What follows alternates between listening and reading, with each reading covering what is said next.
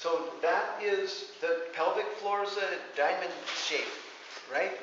And so you've got the pubic bone, the coccyx, and the two sitting bones. And that diamond, then there's muscles and connective tissue in between that are like hammock or trampoline-like. They're tensile. And they're divided in half, that diamond, to create two triangles, a front and a back triangle. Okay, and so you have three practices that you can work on there. So in the back triangle, you have what's called Ashwini Mudra, which is that the horses behind, which is a vivid image, which means that it's the anal lock. So Ashwini Mudra is the anus contraction, and that's in the back triangle. And then in the front triangle is that urogenital lock that's called Vajroli Mudra. And so, and between those two, along that strip that's dividing the diamond in half, that's called that's perineal, the transverse perineal tendon. In the middle is called the perineal body. And that is the part that you're working to activate, isolate, and lift up and draw up into the body to create Mula Bandha in the physical sense. So it's a very challenging prospect, honestly. And in the book Mula Bandha, it's a really great book, that master key, it's a whole sadhana of itself. And so to think that you can flow along in your series and do all those things and then isolate Mula Bandha could be challenging. So you start off with contracting all three. Contract the anus, contract that urogenital area, and find the center. And start to make a distinction between those three areas. And slowly hone in on the more central area. And release musculature that involves the front and back half more. Okay? So that's one thing about that on the physical level.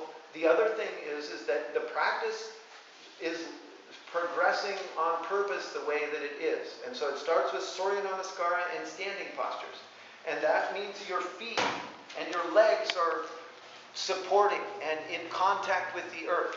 And so to me, the feet, the arch of the foot forms what's called Pada Bandha, which is that just the same kind of redirection of energy that the Mula Bandha has, which is a kind of feeling. And so the feet and legs in their connection to the earth support the pelvis in the same way that Mula Bandha is meant to support the pelvis. So the feet plus the legs plus the lower pelvis make a gross Mula Bandha. They give you a way larger canvas to work on to get the feeling for what that support from beneath feels like and how to activate your core here. So, and also in a physical sense, Mula Bandha, or the activation of the pelvic floor, is a very commonly known technique for dancers, for people that are at high level of sports, for anyone that's moving with grace, and break dancers, whoever, they've tapped that very central core support to create their movement, to create their posture.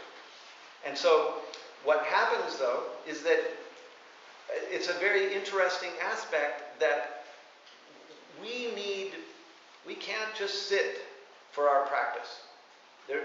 We all sit, depending on your job, but so many of us sit so much in the office or in the chair, the table, the computer, in the car.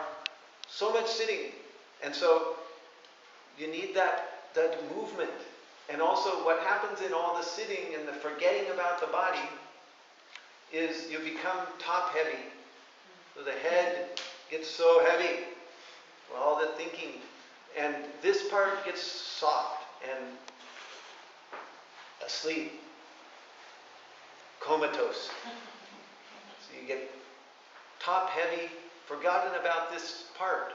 And so part of yoga and you could not get that by just sitting and starting to meditate. You cannot get that, to invert that, to get it back to its proper placement as a good animal, which is center alive, and appears passive, receptive, not making it all happen here.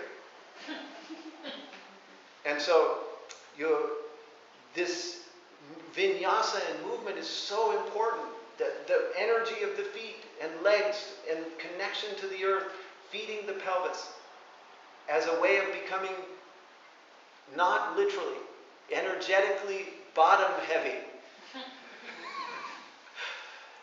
Right? And top is light, rather than the inversion. So you have to invert the energy that way.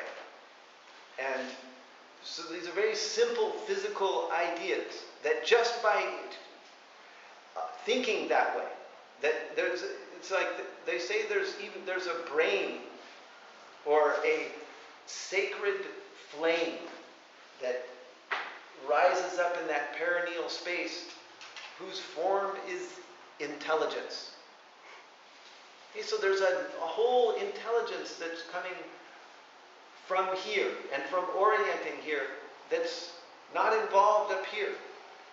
And when you get that intelligence away, then this is better, has a better orientation, more useful to you.